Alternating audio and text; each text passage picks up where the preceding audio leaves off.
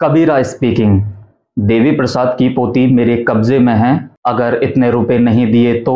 हेरा फेरी में गुलशन ग्रोवर आगे क्या धमकी देते हैं ये आप जानते ही हैं। ये छोटी सी कहानी इसी बच्ची की है जिसने हेरा फेरी में देवी प्रसाद की पोती का किरदार निभाया था। इतने सालों में अब तो आप भूल भी चुके होंगे, लेकिन मुझे कल रात ही याद आई और ये भी याद आया कि इसकी कहानी मेरे पास पहले से ही लिखी हुई है, तो क्यों ना स्नेह दर्शन के दर्शकों के साथ इसे साझा किया जाए। इस बच्ची का नाम है एन एलेक्सिया एनरा और तस्वीर में आप देख ही सकते हैं कि अब एन कैसी दिखती हैं। तो चलिए जानते हैं इनकी कहानी।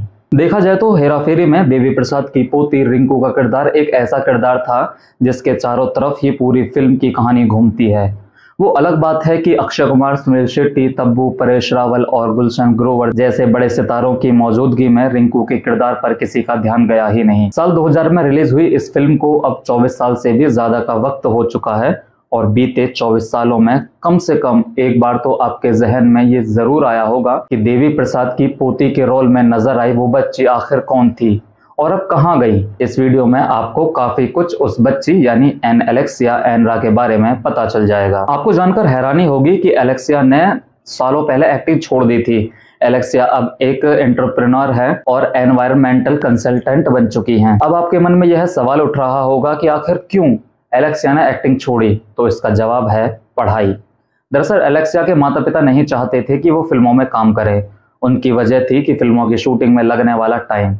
हेरा फेरी में भी उन्होंने अपनी बेटी को काम करने के लिए इसलिए भेजा क्योंकि उस फिल्म के जो सीन्स थे वो गर्मियों की छुट्टियों में शूट हुए थे। 3 साल की उम्र से ही एलेक्सिया ने मॉडलिंग करना शुरू कर दिया था।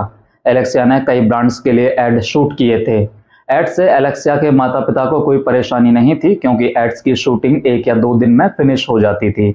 वैसे आपकी जानकारी के लिए ये भी बता दें कि हेरा फेरी इकलौती फिल्म नहीं है जिसमें एलेक्सिया ने काम किया है। हेरा फेरी से कुछ साल पहले इन्होंने कमल हासन के साथ अव्वई षडमुगी नाम की एक फिल्म में काम किया था। इसके बाद उन्होंने एन थाइन मडिकोडी नाम की तमिल फिल्म में भी काम किया था।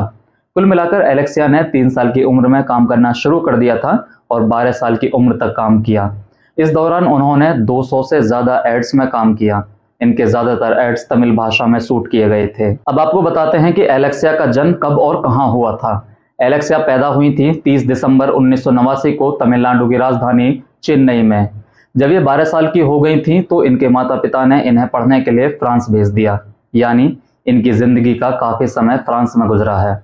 इस दौरान इन्होंने कई मैगजीन्स के लिए क्रिएटिव राइटिंग भी की थी। वहीं बताया यह भी जाता है कि साल 2007 में इन्होंने मिस चेन्नई ब्यूटी पेजेंट में भी हिस्सा लिया था। फ्रांस से बिजनेस स्टडी में ग्रेजुएशन करने के बाद एलेक्सिया ने कई कंपनियों में नौकरी की और फिर अपने होम टाउन चेन्नई में इन्होंने वेस्ट एंड 360 सॉल्यूशन नाम से इन्होंने अपनी खुद की कंपनी खोल ली। इनकी कंपनी सॉलिड वेस्ट मैनेजमेंट का काम देखती है, यानी कहा जा सकता है कि लड़की इन दिनों खुलकर अपनी जिंदगी जी रही है।